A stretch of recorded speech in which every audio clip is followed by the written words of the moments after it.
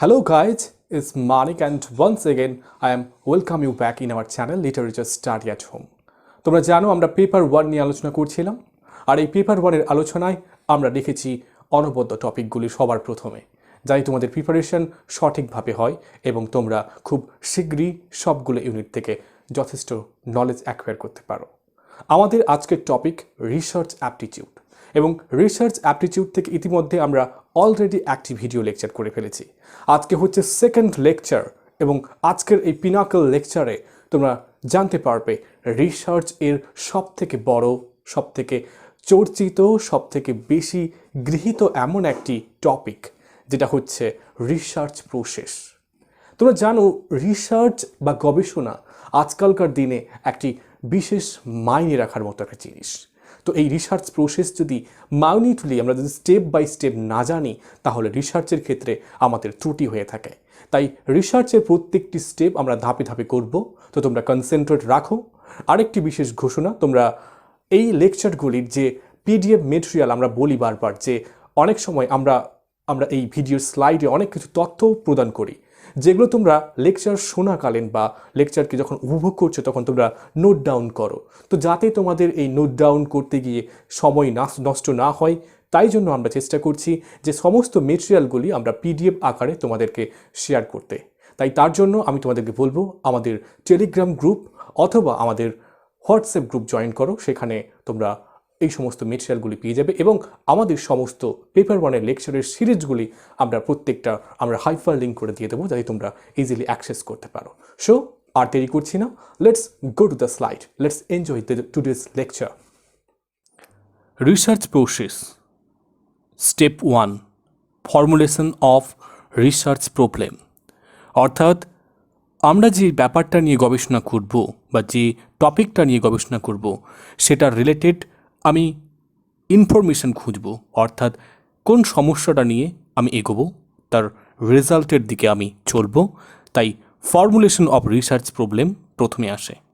তারপরে preparation of research design, রিসার্চটা কোন পথ দিয়ে আমি অনুসরণ করব, রিসার্চটার ধাপ গঠন করব, তার জন্য রিসার্চ ডিজাইন। তারপরে আসছে developing data collection instrument, research instrument. তো আমরা ডাটা কালেকশন করার সময় কোন কোন ইনস্ট্রুমেন্ট আমরা ব্যবহার করব বা কোন কোন ডাটা আমরা যখন গ্রহণ করব কী প্রকৃতির ডাটা তা জানব। স্টেপ 4 রয়েছে সিলেক্টিং স্যাম্পলস, আমরা স্যাম্পল কীভাবে নেব তা নিয়ে রয়েছে। পঞ্চম স্টেপে সবথেকে vital writing a research proposal, একটা রিসার্চের একটা আমরা বলতে পারি ব্লু প্রিন্ট টাইপের রিসার্চ প্রপোজাল। তারপরে হচ্ছে স্টেপ 6 কালেক্টিং ডাটা, তো সেই মতো অনুযায়ী তথ্য সংগ্রহ করব। তারপরে step 7 processing and analysing data, যে ডাটাটাকে আমরা গ্রহণ করলাম সেই ডাটার আমরা বিশ্লেষণ করব এবং তার অগ্রগতির দিকে আমরা ভাবব। তারপরে অবশেষে writing a report of that রিসার্চটার রিপোর্ট করব। এবার আমরা একটি করে আসি। প্রথমে আসি ফর্মুলেশন অফ রিসার্চ প্রবলেম। এবারে এই রিসার্চ প্রবলেমটাকে গঠন করতে গেলে আমাদেরকে কয়েকটা ধাপ অবলম্বন করতে হয়। প্রথমে হচ্ছে identifying a broad area of interest, তোমার আগ্রহের তুমি যেই বিশেষ এরিয়া থেকে তুমি রিসার্চ করতে চাও সেই রিসার্চ এরিয়াটার সার্বিক দিক থেকে বিস্তার লাভ অংশটাকে তুমি বেছে নাও। যেরকম as a teacher I might be interested in the area of teaching methodology or increasing acts of violence among students. আমি যে কোনো পদ্ধতি যেতে পারি, হতে পারে আমার কোনো শিক্ষাগত পদ্ধতির দিক দিয়ে আমি রিসার্চ করব, অথবা কেন ছাত্রছাত্রীদের মধ্যে ভায়োলেন্স বাড়ছে এবং তার কারণ বা তার কি হতে পারে এর প্রভাব হিসাবে আমরা যে রিসার্চ করব। তার প্রথমে যেটা আমি এরিয়া বের করলাম, প্রথমে হচ্ছে আইডেন্টিফাই করলাম ওই ইন্টারেস্ট, আমার ইন্টারেস্ট কোনটা। দ্বিতীয় হচ্ছে dividing broad areas into sub areas, তো আমরা যে মেন টপিকটা বা মেন এরিয়া যেটা বাছলাম সেই এরিয়া থেকে আমাদেরকে সাব এরিয়া বার করতে হবে। সাপোজ মনে করো I want to study acts of violence, আমি যদি ভায়োলেন্স নিয়ে আলোচনা করি বা ভায়োলেন্স নিয়ে গবেষণা করি অ্যামাং স্টুডেন্টস, ছাত্রছাত্রীদের মধ্যে it can have various sub areas. এটার বিভিন্ন ধরনের সাব ক্যাটাগরি হতে পারে। এক হচ্ছে profile of families the students come from, যে ছাত্রছাত্রীরা তারা কোন পারিবারিক ব্যাকগ্রাউন্ড থেকে এসছে সেটা দেখে। দুই, প্রোফাইল অফ পারপিট্রেটরস, এবারে সেই পারপিট্রেটরসদের তাদের আমরা প্রোফাইল চেক করব, অর্থাৎ সেই স্টুডেন্টদের চেক করব। তারপরে আমরা দেখব 3, কজেস ফর ভায়োলেন্স, এই ভায়োলেন্সের কারণটা কি দেখব। তারপরে 4 রয়েছে রোল অফ পলিটাইজেশন অফ এডুকেশন, শিক্ষার ক্ষেত্রে রাজনীতির ব্যবহার, এটা নিয়েও। এবং 5 হচ্ছে ইম্প্যাক্ট অন সোসাইটি, আমরা সমাজের মধ্যে এই ভায়োলেন্সের প্রভাব। এছাড়া অ্যান্ড সো অন, আরও অনেক ক্যাটাগরি আছে। তো আমরা যে কোনো একটা আমরা মেন হিসাবে এগিয়ে যাব, অর্থাৎ এই সাব ক্যাটাগরি থেকে বেছে। তারপর তৃতীয় হচ্ছে focusing on and selecting an area of interest, তারপরে নিখুঁতভাবে দেখে তোমার নিজের ইন্টারেস্টটাকে যাচাই করে নিতে হবে। ডিলেট দ্য সাব এরিয়াজ, যেগুলি তোমার লাগবে না সেই সব এরিয়াসগুলোকে তুমি ডিলেট করো। In which you as a researcher do not have any interest, যেগুলো তোমার কোনো আগ্রহ থাকার উচিত নয়। অ্যান্ড সাবসিকুয়েন্টলি, এবং তাইভাবে focus on the area you are passionate about, তো সেই সাব ক্যাটাগরিজের মধ্যে তুমি একটা দেখো, একটা বেছে নাও, কারণ তোমাকে সেটার উপর অনেক তোমার আবেগ দিয়ে সেই কাজটা করতে হবে। তারপরে হচ্ছে identifying the gaps and raising research questions, অর্থাৎ রিসার্চের মধ্যে গ্যাপ থেকে যাওয়া এবং সেই গ্যাপটাকে পূরণ করা, তার জন্য রিসার্চ ডিজাইন করতে হয়। এবারে within in area list all the questions the researcher wants to find answer to. তো এই ক্ষেত্রে আমাদের যেটা করণীয় সেটা হচ্ছে যে রিসার্চাররা যেটা খুঁজতে চলেছে সেটা সম্পর্কে নোট ডাউন করবেন। পঞ্চম, ফর্মুলেশন অফ ব্রড অবজেক্টিভস, যদি কোনো একটা বিশেষ কোনো রিসার্চের অবজেক্টিভস বা অবজেক্টিভস বা উদ্দেশ্য না থাকে, তখন তাহলে বেশ সমস্যা হয়ে যায়। তাই জন্য ব্রড অবজেক্টিভ অবশ্যই থাকা দরকার। তারপরে হচ্ছে অ্যাসেসিং অ্যান্ড রিভিউইং অবজেক্টস, এবারে তোমার যে উদ্দেশ্য তুমি বেছে নিয়েছো সেই উদ্দেশ্যটাকে তোমাদেরকে এবারে যাচাই করতে হবে। As a researcher narrows the research problem, যে সমস্যাটা উত্থিত হয়েছে সেই সমস্যাটাকে তিনি খুব সহজ সরলভাবে করবেন। The specific identification of study population in crucial in order to select the appropriate response, তো এই ক্ষেত্রে আমরা সঠিক রেসপন্স পেতে আমরা অ্যাসেসিং অ্যান্ড রিভিউইং অবজেক্টস করে থাকি। তারপরে এবার আমরা এই কীভাবে ফর্মুলেশন অফ রিসার্চ প্রবলেম করতে গিয়ে কয়েকটা জিনিস আমাদেরকে ফলো রাখতে হবে বা অনুসরণ করতে হবে। প্রথমে হচ্ছে লিটারেচার রিভিউ। লিটারেচার রিভিউ একটি অন্তর্নিহিত অংশ এই রিসার্চ বা গবেষণা পদ্ধতির। আফটার পাসিং থ্রু দিস, এটার মধ্য দিয়ে যাওয়ার পরে a researcher is able to acquaint oneself with the available body of knowledge, তো যে জ্ঞান অলরেডি রয়েছে সেই জ্ঞানের সাথে তিনি সমারোহ করাবেন in the area of interest, তার নিজের আগ্রহ এলাকায়। তারপরে এই লিটারেচার রিভিউ, এটার মেন সোর্সেস, এর উৎস হচ্ছে of literature review are books, সেগুলো বই হতে পারে, জার্নালস হতে পারে। তারপরে bibliography given at the end of the project gives, এখানে যে বিব্লিওগ্রাফি দেওয়া হচ্ছে সেগুলো একেবারে শেষে থাকবে। তারপর a clear and complete description of the source that were used while preparating the report, তো একটা পরিষ্কার বর্ণনা পাওয়া যায়। তারপরে আমরা চলে আসছি যে main objectives of literature review are as follows, উদ্দেশ্যগুলি কী কী। এক হচ্ছে it broadens the knowledge of researcher about the research problem, রিসার্চগত সমস্যা নিয়ে রিসার্চারদেরকে তাদের জ্ঞান সম্পর্কে, তাদের মানসিকতা দিক সম্পর্কে একটা বাস্তবিক জ্ঞান দেয়, যেটাকে তাদেরকে স্ট্রেনথেন করতে হয়। ইট ব্রিংস বেটার ক্ল্যারিটি, অর্থাৎ লিটারেচার রিভিউ যদি আমরা করি, অর্থাৎ লিটারেচারের আগে লেখা বইগুলোকে যদি আমরা অধ্যয়ন করি বা তাকে ভালো করে ক্রিটিক্যালি দেখি, তাহলে আমরা দেখব যে focuses two the research problem. It also helps to improve the authenticity of research. রিসার্চের একেবারে খাঁটিকতা দেখতে তার জন্য প্রয়োজন হচ্ছে এই লিটারেচার রিভিউ। কারণ আমরা জানি যে একটা ওয়ার্ককে ফলো করে আমরা অনেক সময় সেই ওয়ার্কের যাচাই করে থাকি অন্য কোনো ওয়ার্কের। তারপরে লিটারেচার যদি রিভিউ আমরা করি, ইট helps to improve the research methodology, অর্থাৎ রিসার্চগত পদ্ধতিগত দিক থেকেও এই বিশেষ ভূমিকা নিচ্ছে literature review.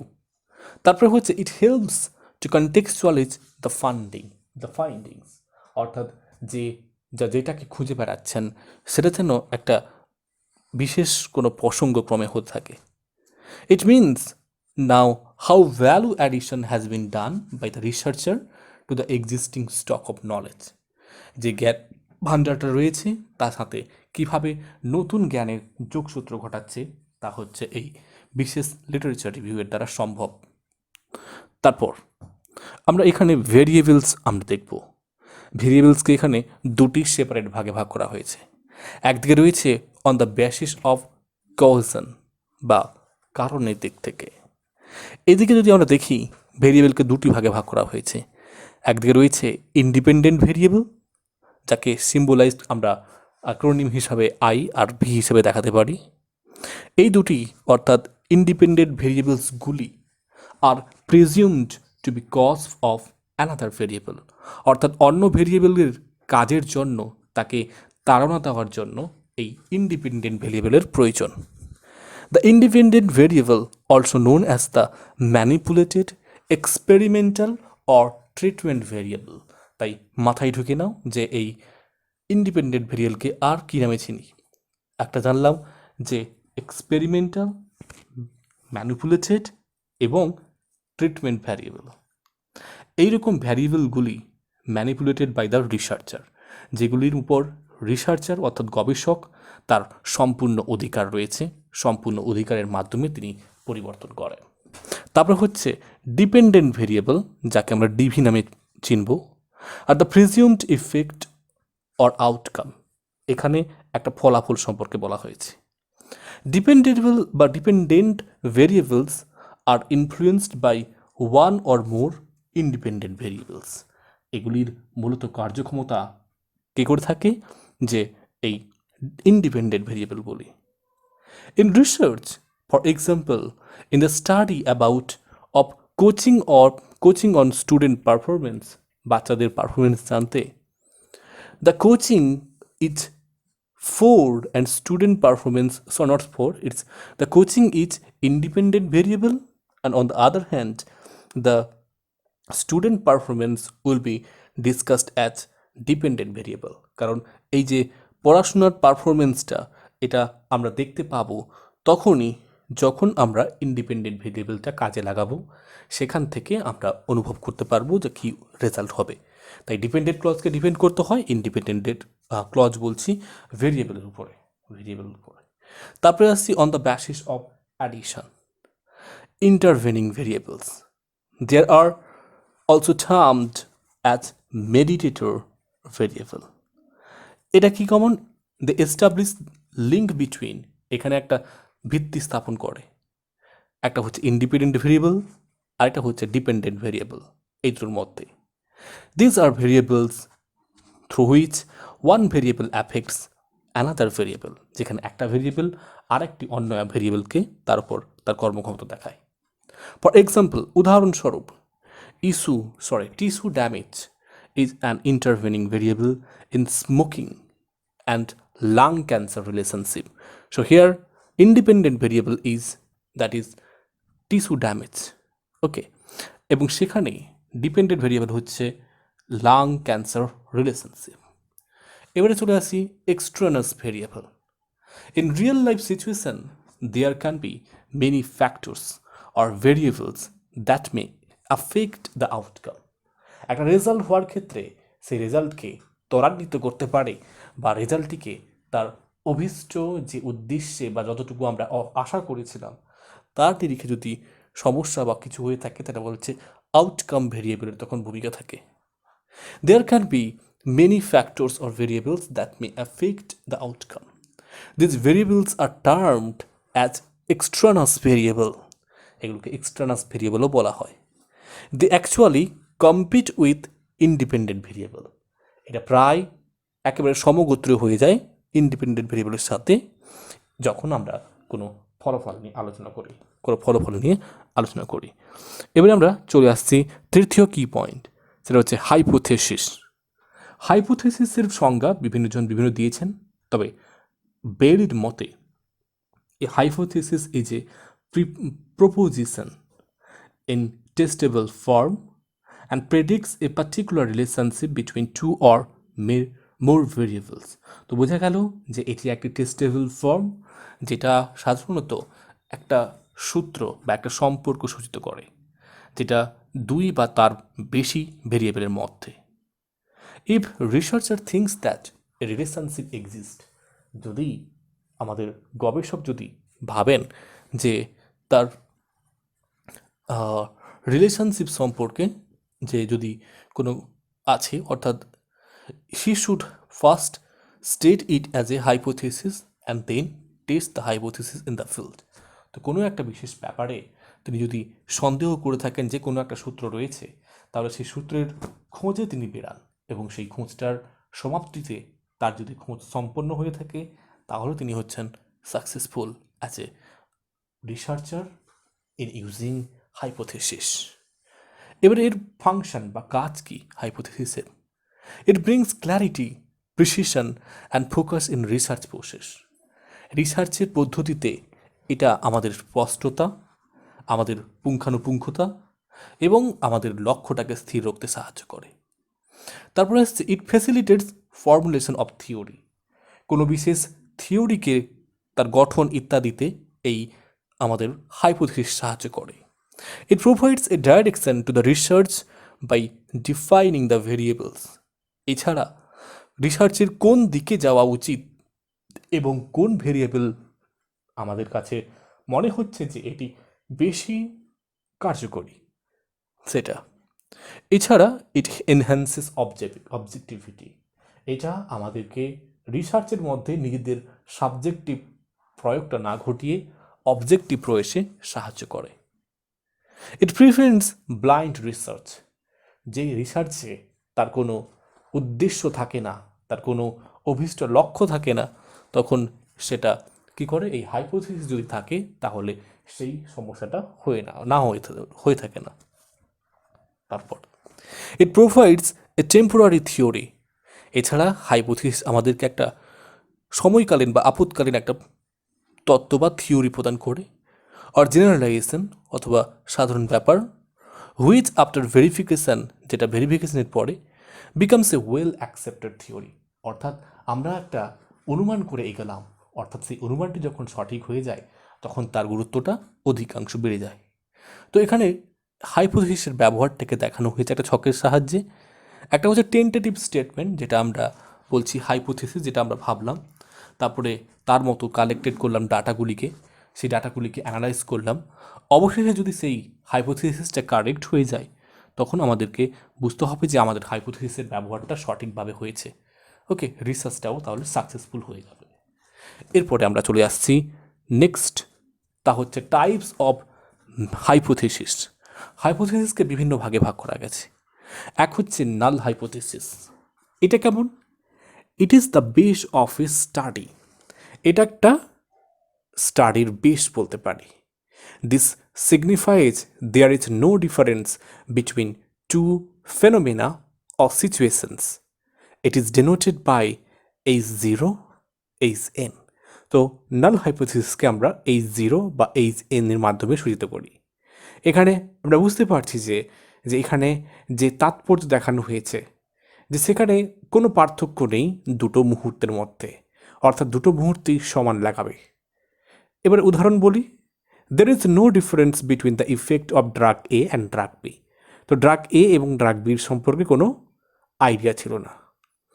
Girls and boys perform equally well in mathematics test. তো গার্ল অ্যান্ড বয়েজ এখানে কাউকে গুরুত্ব দিচ্ছি না, পারফর্ম ইকুয়ালি, তারা সবাই একই রকম পারফরমেন্স করছে, বিশেষ করে গণিতের টেস্টে। Alternate hypothesis. Alternate hypothesis is considered to be true if the null hypothesis is rejected, অর্থাৎ নাল হাইপোথিসিস যদি আমাদের প্রত্যাখ্যিত হয়, অর্থাৎ আমাদের যদি দুটির মধ্যে একটি ট্রু হয়ে যায়, তখন আমাদের যে ম্যাথডটা ইউজ করলাম, যে হাইপোথিসিস ইউজ করছি, সেটা হচ্ছে alternate hypothesis. It is the opposite of null hypothesis. এটাকে আমরা সূচিত করি H1 অথবা HA এর মাধ্যমে। এবারে যদি এক্সাম্পল দেখাই তাহলে হচ্ছে there is a difference between the effectiveness of drug A and drug B, অর্থাৎ ড্রাগ এ এবং ড্রাগ বির মধ্যে যে কোনো একটি বেশি ইফেক্টিভ। বাকিগুলো আমরা পড়ছি না, নেক্সট চলে আসো। Hypothesis can B A positive or a negative statement, অর্থাৎ হাইপোথিসিস কখনো পজিটিভ হতে পারে বা নেগেটিভ হতে পারে, এটা আমি আর ডিসকাস করছি না। অর্থাৎ যে কোনো একটা পজিটিভ হলে আরেকটি নেগেটিভ হবে। নেক্সট চলো স্টেপ 2, অর্থাৎ প্রিপেয়ারিং রিসার্চ ডিজাইন। নাও এবারে রিসার্চটাকে আমরা ফর্মুলেট করব, অর্থাৎ আমরা রিসার্চের ধাপ অনুযায়ী, অর্থাৎ রিসার্চটা কেমন হবে সেটাকে আমরা ডিজাইন করব, অর্থাৎ স্ট্রাকচারালি আমরা পুট করব। Now when the setting of the hypothesis is done, that mean hypothesis আমরা চুজ করে নিলাম, the next step is research design. এটা কেমন? It is a road map, অর্থাৎ ব্লু প্রিন্ট বলতে পারি, টু ক্যারি আউট দ্য রিসার্চটাকে চালিয়ে যেতে। It is a step by step approach, যেটা হচ্ছে একটা স্টেপ বাই স্টেপ দৃষ্টিভঙ্গি, অ্যাড্রেসিং বেসিক কোয়েশ্চেন্স। এখানে কিছু প্রাইমারি কোয়েশ্চেন আছে, লাইক যেমন হচ্ছে what is the scope of research study, অর্থাৎ এই রিসার্চটা করলে কি আমার কাছে স্কোপ নিয়ে আসবে। What type of data is to be collected, অর্থাৎ আমাকে কোন কোন ধরনের ডাটাগুলো কালেক্ট করতে হবে। অর্থাৎ অনেক সময় আবার হতে পারে হোয়াট ম্যাথডস, কোন পদ্ধতিটাকে অবলম্বন করব ইউজ টু কালেক্ট দ্য ডাটাটাকে গ্রহণ করার জন্য, অ্যান্ড টু অ্যানালাইজ দেম, এবং তারপরে সেগুলোকে বিশ্লেষণ করতে। The justification is required at every step, এবং প্রত্যেকটার শেষে আমাদেরকে জাস্টিফাই করতে হবে as the resources are at stake. Okay, got it? Next, in fact many of the research methods are basically research designs or closely linked with them. তো অধিকাংশ research design কিন্তু আমাদেরকে বিশেষ করে মান্য করতে হয়। It guides about the types of information, কোন ধরনের তথ্য টু বি কালেক্টেড গ্রহণ করতে হবে, অ্যান্ড দেয়ার সোর্সেস, এবং তার সোর্সেস সম্পর্কে আমাদেরকে আইডিয়া দেয়। Research design is also defined as a plan. Research ডিজাইনকে অনেকে আবার পরিকল্পনা বলে, স্ট্রাকচার গঠন বলে, অ্যান্ড স্ট্র্যাটেজি, এবং একটা স্ট্র্যাটেজি বলা হয়ে থাকে অফ ইনভেস্টিগেশন, তথ্য অনুসন্ধানের জন্য, conceived so as to obtain answers, যাতে উত্তর পাওয়া যায়, টু রিসার্চ কোয়েশ্চেন, যে রিসার্চ কোয়েশ্চেনটা প্রশ্ন নিয়ে আমরা এগোচ্ছিলাম, অ্যান্ড টু কন্ট্রোল ভেরিয়েন্স, অর্থাৎ আমাদেরকে কন্ট্রোলটা নিয়ন্ত্রণ করতেও সাহায্য করে। নেক্সট চলে আসো এই টাইপস অফ রিসার্চ ডিজাইন, অর্থাৎ রিসার্চ ডিজাইনের প্রকারভেদ আমরা এখানে তিনটি মেন ভাগে ভাগ করেছি। একটা হচ্ছে এক্সপ্লোরেটরি, দ্বিতীয় হচ্ছে কনক্লুসিভ, এবং তৃতীয় হচ্ছে এক্সপেরিমেন্টাল। ভালো করে মাথায় ঢুকিয়ে নাও। প্রথমে আসি এক্সপ্লোরেটরি রিসার্চ, এটাকে বলা হয়ে থাকে ফর্মুলেটিভ রিসার্চ। ওকে, এই রিসার্চটি মূলত ফোকাস করে on exploring a problem or situation, একটা সমস্যাটাকে এক্সপ্লোর করতে, ডিসকভার করতে, অর্থাৎ আবিষ্কার মতো, তাই না? Next, research begins with a brooder problem, এখানে একটা বিশাল বড় সমস্যা নিয়ে শুরু হয়, and new perspectives have to be consider, এবং সেখানে নতুন দৃষ্টিভঙ্গি নির্গত হয়। In this type of research, এই রিসার্চে দ্য অবজেক্টিভ, যে সমস্ত উদ্দেশ্যগুলো আসে সেগুলো কি? By formulating research problem in depth analysis, অর্থাৎ গভীর ব্যাখ্যার মাধ্যমে এখানে আমরা রিসার্চ প্রবলেমটাকে বের করি, অথবা by establishing the working hypothesis, অর্থাৎ যে হাইপোথিসিসটাকে আমরা ভেবে এগোচ্ছিলাম সেটাকে এস্টাবলিশ করব। Such a research uses qualitative and unstructured methods of research, অর্থাৎ এক্সপ্লোরেটরি রিসার্চে আমরা কোয়ালিটেটিভ রিসার্চটা করব, এখানে ম্যাথডটা হচ্ছে আনস্ট্রাকচার্ড। Goat it? নেক্সট, এবারে আমরা কোন কোন ম্যাথডটাকে এখানে ব্যবহার করব এই রিসার্চের ক্ষেত্রে, এই রিসার্চ ডিজাইন করতে গেলে, বিশেষ করে যখন আমরা লিটারেচার রিভিউ করি এক্ষেত্রে ব্যবহার হয়ে থাকে। এছাড়া experience survey, analysis of insight, stimulating cases and focus groups, এই কয়েকটি ক্ষেত্রে আমরা এই ধরনের রিসার্চ ম্যাথডটাকে প্রয়োগ করে থাকি রিসার্চ ডিজাইনের জন্যে। তারপরে চলে আসো conclusive. Conclusive research is organised to test a hypothesis. একটা হাইপোথিসিস যেটাকে আমরা অনুমান করে চলছিলাম সেটাকে আমরা টেস্ট করার জন্য কনক্লুসিভ রিসার্চ করি। That is to test the relationship between two or more variables, অর্থাৎ দুই থেকে তার বেশি ভেরিয়েবলের মধ্যে সম্পর্ক বুঝতে আমরা কনক্লুসিভ রিসার্চ করে থাকি। It is different from explorative research, এটা এক্সপ্লোরেটিভ রিসার্চ থেকে সম্পূর্ণ আলাদা। As it is more formal, এটা হচ্ছে অধিকন্তু ফর্মাল অ্যান্ড স্ট্রাকচার্ড, এবং এটা স্ট্রাকচারালি ঘটে থাকে। পার্থক্য যদি আসে তোমরা ইজিলি বুঝতে পারছো কীভাবে হবে। Data collected in this type research is subject to quantitative, not like that of exploratory, যেটা আমরা কোয়ালিটেটিভ অ্যাপ্রোচ করছিলাম। নেক্সট চলে আসো, the findings of exploratory research and tested using data collected from samples. Next, okay, next, so 540, okay. Next, some types of conclusive research design আর কিছু এরকম design যদি বলি, একটা হচ্ছে ক্যাজুয়াল রিসার্চ ডিজাইন, দ্বিতীয় হচ্ছে longitudinal research design, cross sectional research design, এগুলো কিন্তু ইউজ হয়ে থাকে কনক্লুসিভ রিসার্চ ডিজাইনের ক্ষেত্রে। এরপরে চলে আসছি experimental research design. Experimental research design is the most scientific research design. এতগুলির মধ্যে তিনটির মধ্যে সব থেকে সায়েন্টিফিক এটা। এখানে the relationship between two or more variable is tested by performing experiments. এখানে ভেরিয়েবলগুলিকে আমরা কী করি, টেস্ট করি, কিন্তু এখানে এক্সপেরিমেন্ট করে, এখানে স্ট্রাকচারালি নয়।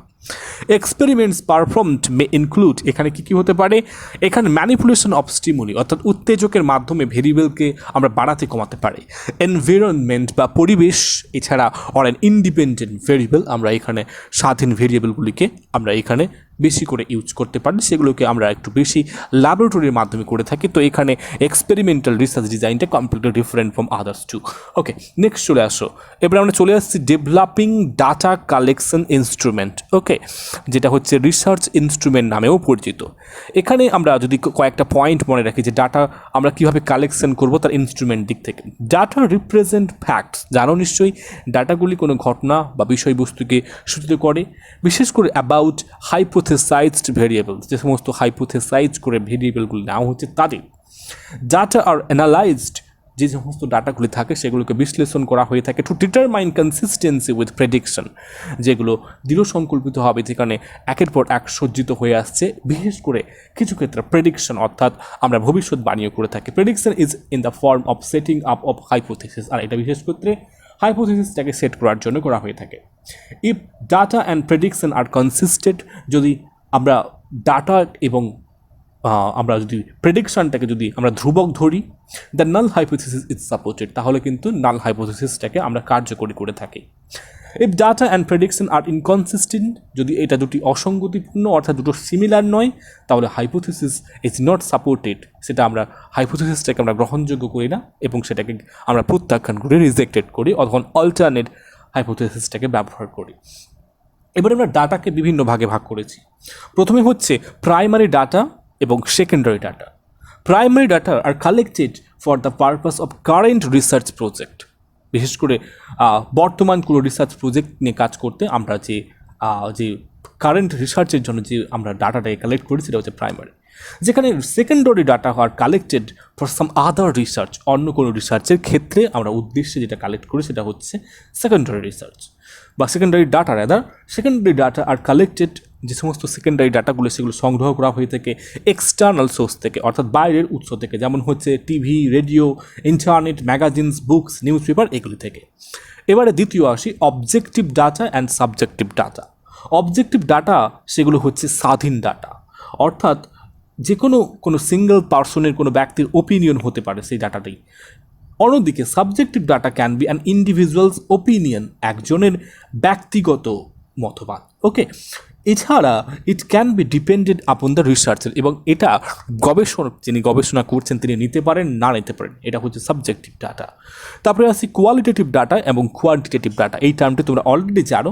Qualitative data are the description of things, কিছু কিছু জিনিসের বর্ণনা, made without assigning numeric values, তাদের সংখ্যাগত ভ্যালুগুলি অর্থাৎ মূল্যগুলি না দেখিয়ে আমরা শুধুমাত্র তাদের গুণটাকে গুরুত্ব দিচ্ছি, তখন সেটা হচ্ছে কোয়ালিটেটিভ ডাটা। কোয়ান্টিটেটিভ ডাটা হচ্ছে যেখানে মেজারমেন্ট থাকবে, পরিমাপ থাকবে, যেখানে নাম্বারটাকে আমরা অধিকাংশ ক্ষেত্রে প্রাধান্য দিই। ওকে, এবারে চলে আসি আমরা next method of data collection. Data collection বিভিন্নভাবে হয়ে থাকে। প্রথমে চলে আসছি অবজারভেশন ম্যাথড, অর্থাৎ পর্যবেক্ষণের মাধ্যমে। অর্থাৎ this is used in behavioural sciences, ব্যবহারিক সায়েন্সের ক্ষেত্রে। It is about collecting primary data by investigators own direct observation. নিজে তো ব্যক্তিগত, বুঝতেই পারছো, অবজারভেশনের মাধ্যমে হচ্ছে। এবারে আসি সার্ভে ম্যাথড। সার্ভে আমরা জানি বিশেষ করে কোনো বিশেষ পপুলেশনের কাছে গিয়ে সেখানকার তাদের কিছু আমরা আগে কিছু হিসেবগত কিছু লিখে রাখি, সেগুলোকে আমরা তাকে জিজ্ঞাসা করি বা তার সম্পর্কে আইডিয়া নিই, সেটা হচ্ছে সার্ভে ম্যাথড। এটা দুটি ভাগে হয়ে থাকে, স্ট্রাকচার্ড এবং আনস্ট্রাকচার্ড। অর্থাৎ স্ট্রাকচার্ডে যেটা আমরা অলরেডি প্ল্যান করে দেবো যে আমরা যাচ্ছি তোমাদের সার্ভে করতে, সেটা হচ্ছে স্ট্রাকচার। আনস্ট্রাকচার্ড হচ্ছে ওখানে কোনো আগে থেকে কোনো কিছু সূচিত করা হবে না, সেখানে গিয়ে ডাইরেক্ট সেখানে আমরা সার্ভে করছি। তারপরে তৃতীয় রয়েছে কন্ট্যাক্ট ম্যাথড। এই কন্ট্যাক্ট ম্যাথডে এটা আমরা বিভিন্নভাবে করতে পারি, টেলিফোন কল করতে পারি, মেলের মাধ্যমে পার্সোনাল ইন্টারভিউ। তো এগুলো নিয়ে আমি বিস্তৃত আলোচনা করছি না, নেক্সট চলে আসছি কোয়েশ্চেনিয়ার। অর্থাৎ এই যখন আমরা এই ডাটা কালেকশন করব তখন কয়েকটা বিশেষ গুরুত্বপূর্ণ জিনিস হয়ে থাকে, বিশেষ করে একটি হচ্ছে প্রশ্নকরণ, কোয়েশ্চেনিয়ার। এটা কি, যেখানে থাকবে সেট অফ কোয়েশ্চেন্স, কিছু প্রশ্ন ধরে থাকা হবে যেখানে আমাদেরকে অ্যান্সার চাওয়া হবে। তো এখানে কোয়েশ্চেন অ্যান্সার বা এই কোয়েশ্চেনিয়ারকে বিভিন্ন ভাগে ভাগ করা হয়েছে, বিশেষ করে তিনটি। প্রথমে হচ্ছে ক্লোজ এন্ডেড কোয়েশ্চেনিয়ার, অর্থাৎ যেখানে কোয়েশ্চেনগুলি এখানে মাল্টিপল চয়েস অপশন থাকবে, সেই অপশন থেকে তোমাদেরকে সূচিত করবে, টিক মারতে হবে, যে কোনো একটি হবে। তো এখানে তোমার কোনো ব্যক্তিগত মতামত থাকছে না, তাই এটা হচ্ছে ক্লোজ এন্ডেড। অন্যদিকে ওপেন এন্ডেড কোয়েশ্চেনিয়ার, যেখানে কোনো অপশন দেওয়া থাকবে না, একেবারে অতি সংক্ষিপ্ত অ্যান্সার হতে পারে, সংক্ষিপ্ত বা ব্রিফ বা কোনো দীর্ঘ একটা এসে টাইপ কোয়েশ্চেন হতে পারে, যেখানে তুমি তোমার অ্যান্সার বলতে থাকবে। তো এটা হচ্ছে ওপেন এন্ডেড কোয়েশ্চেনিয়ার। তারপরে হচ্ছে কম্বাইন্ড কোয়েশ্চেনিয়ার। কম্বাইন্ডের মধ্যে সেখানে ক্লোজও থাকবে, ওপেন এন্ডেড কোয়েশ্চেন থাকবে। ঠিক আছে, নেক্সট চলো এবারে আসছি সিলেক্টিং স্যাম্পলস। স্যাম্পল কীভাবে আমরা সিলেক্ট করব, অর্থাৎ আমরা কোনো রিসার্চটাকে সম্পূর্ণ করতে গেলে স্যাম্পল কিছু কালেক্ট করতে হয়। তো এটাকে বিভিন্ন ভাগে ভাগ করা হয়েছে, তার মধ্যে দুটো সবথেকে গুরুত্বপূর্ণ, একটা হচ্ছে প্রবাবলি অর র্যান্ডম স্যাম্পলিং, আর একটা হচ্ছে নন প্রবাবিলিটি স্যাম্পলিং। তো দুটোকে আমরা বিস্তৃত আলোচনা করছি। তো আমি এখানে বেশি ডিটেলসে আমি এগুলোকে স্লাইডগুলোকে রিড ডাউন করছি না। যদি তোমাদের কাছে স্লাইডগুলো যদি অস্পষ্ট লাগে, তোমরা ভিডিও রেজলিউশনটাকে বাড়িয়ে দেবে। চলো এবারে নেক্সট দেখে নিই simple random samples. A simple random sample of size is a simple chosen by a method in which each collection of population items is equally likely to comprise the sample. খুব সিম্পলভাবে আমরা কোনো বিশেষ আমরা কয়েকটা বা অনেকজনকে আমরা চিহ্নিত করলাম, সেই তাদের মধ্যে আমাদের নিজের মতো র্যান্ডমলি চুজ করে নিলাম, তাই হচ্ছে সিম্পল র্যান্ডম স্যাম্পল। ওকে, আমরা এরকম লটারি পদ্ধতির মাধ্যমে হয়ে থাকে। এবার হচ্ছে stratified random system, random sample. এখানে পপুলেশনটাকে একটা মিক্সচার করে নেওয়া হচ্ছে, যেখানে একটার থেকে একটা জাতীয় সমগোত্রীয় থেকে বিভিন্ন ধরনের পিপলকে নেওয়া হচ্ছে। যেখানে সিম্পল র্যান্ডমে আমরা দেখছিলাম এক গোত্রীয় মানুষকে, কিন্তু এখানে অনেক গোত্রীয় মানুষের মধ্যে আমরা স্ট্র্যাটিফাইড করে নিচ্ছি, ভাগ করে নিচ্ছি। ঠিক আছে, তারপরে হচ্ছে ক্লাস্টার স্যাম্পলিং। এটা হচ্ছে গুচ্ছ গুচ্ছ করে নেওয়া, যেরকম বিভিন্ন গোষ্ঠী থেকে আমরা বিভিন্ন যেরকম মনে করো কোনো একটা স্কুলে সেখানে একটা অনুষ্ঠান হবে বা বিতর্ক সভা হবে, সেখানে আমি ক্লাস্টার করে কোনো বিশেষ কোনো শ্রেণীবিভাগ থেকে আমরা বেছে নিচ্ছি, এটা হচ্ছে ক্লাস্টার স্যাম্পলিং। তারপরে চলে আসছি অন্যদিকে নন প্রবাবলির দিক থেকে, সেখানে হচ্ছে কনভেনিয়েন্ট স্যাম্পলিং। এখানে আমরা দেখতে পাচ্ছি যেখানে স্যাম্পলটাকে কনভেনিয়েন্টভাবে, আমার নিজের কনভেনিয়েন্স না হলে আমি কিন্তু করবো না, তখন যে স্যাম্পল হচ্ছে সেটা হচ্ছে কনভেনিয়েন্ট স্যাম্পলিং। তারপরে হচ্ছে পারপোসিভ, অর্থাৎ উদ্দেশ্যভাবে বা জাজমেন্টাল স্যাম্পলিং, যেখানে আমার উদ্দেশ্য প্রণোদিতভাবেই আমি সেই স্যাম্পলটাকে নেব। আমি এগুলোকে বিস্তৃত পড়ছি না, তোমরা বিস্তৃত দেখবে। ওকে, জাস্ট আমি ওদের একটা সিম্পলভাবে এক লাইনে বুঝিয়ে দেওয়ার চেষ্টা করছি যাতে ভিডিওটা লেন্দি না হয়। এবারে কোটা স্যাম্পলিং। কোটা মানে নির্দিষ্ট একটা কোটা থাকবে যে এর থেকে এতটুকু নিতে হবে, অর্থাৎ ধরো মনে করো এখানে একটা এক্সাম্পল দেওয়া রয়েছে যে দেখো, the an interviewer may be told to sample 50 females between the age of 45 and 60। তো দেখা গেছে অনেক ক্যান্ডিডেট এসছে, সেখান থেকে 45 থেকে 60 জনের মধ্যে 50 জন ফিমেল থেকে কালেক্ট করতে হতো। এটা কোনটা কোটা স্যাম্পলিংয়ের মাধ্যমে হচ্ছে। নেক্সট হচ্ছে অ্যাক্সিডেন্টাল স্যাম্পলিং, অর্থাৎ আমার মনে হচ্ছে যে রিসার্চ করতে করতে আমার একটা বিশেষ মুহূর্তে কোনো স্যাম্পলের প্রয়োজন হচ্ছে, তখন আমাকে যেটা সামনে আসবে, যেটাকে আমার বেশি উপযোগী মনে হবে, তখন তৎক্ষণাৎ দিতে হচ্ছে, তখন সেটা হচ্ছে অ্যাক্সিডেন্টাল স্যাম্পলিং। তারপরে হচ্ছে স্নোবল স্যাম্পলিং। এটা খানিকটা ওই কী বলবো, একটা থেকে অন্যজনকে ছড়িয়ে যাওয়া, মানে স্যাম্পলটা এমনভাবে হবে যে স্যাম্পলটা একজনের থেকে দুজন, দুজনের থেকে আবার 4 জন, এরকম করে এগিয়ে যাবে, যে স্যাম্পলিংটা হচ্ছে এটা হচ্ছে স্নোবল স্যাম্পলিং। তো এই হচ্ছে মোটামুটি আজকের লেকচারে আমরা বেশি এগোবো না। আমরা মোট 4টি এখানে ইউনিট কমপ্লিট করলাম, 4টি স্টেপ কমপ্লিট করলাম রিসার্চ প্রসেসের। ভালো করে দ্বিতীয়বার দেখো লেকচারটা, যদি প্রথমবারে বুঝতে কোথাও অসুবিধা হয়ে থাকে। এছাড়া কোথাও যদি ডাউট থাকে আমাকে অবশ্যই জানাও লেকচারের শেষে, তোমরা কমেন্ট বক্সে। ওকে, আমি তোমাদের সমস্ত ডাউটগুলি ক্লিয়ার করব বা এগুলোকে ডিপলি আলোচনা করব, এবং দরকার পড়লে আমি এই সমস্ত লেকচারগুলি তোমাদেরকে পরীক্ষার সামনে যেহেতু 16ই সেপ্টেম্বর বলেছে, তাই অতি সত্বর করতে গিয়ে আমি এগুলোকে খুব দ্রুততার সহিত করছি। আমি কিন্তু চেয়েছিলাম তোমাদেরকে প্রত্যেকটা স্টেপ নিয়ে এক একটা লেকচার করতে। তো আপাতত এই নেটটা তোমরা ক্লিয়ার করে নাও। পরের নেটে অবশ্যই আমরা এটাকে নিয়ে আরও বিস্তৃত আলোচনা করব, এটাকে নিয়ে আরও আলোচনা করব তোমাদের সুবিধার্থে, তোমরা যাতে বিস্তৃতভাবে এটাকে জানতে পারো। সো থ্যাংক ইউ, সবাই ভালো থাকবে, সবাই সুস্থ থাকবে এবং নিজেদের খেয়াল রাখবে এবং খুব সাবধানে থাকবে। ধন্যবাদ, ভালো থাকবে সবাই।